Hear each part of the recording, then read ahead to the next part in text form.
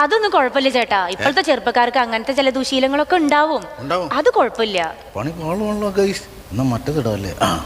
കുട്ടി, ഇനി പറയാൻ പോണ കാര്യം കേട്ട് കുട്ടി ഞെട്ടരുത്. എന്താ?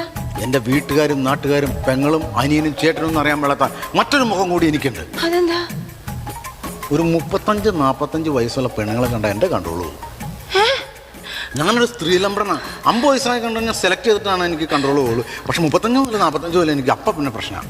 ചേട്ടന് അവിഹിതം ഉണ്ട്? ഉണ്ട്. ഞാനില്ലാതെ വേറെ പെണ്ണുങ്ങളുണ്ട്? ഉണ്ട്.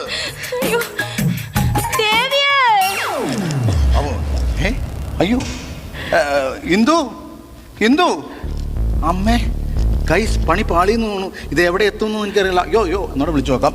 ഇന്ദു, ഇന്ദു, ഇന്ദു, അമ്മേ, അമ്മാവാ, ഓടി വായോ. എന്തിനടി അവൻ അഭിനയിക്കുവാടി? Franco ചെയ്യുവാ, Franco.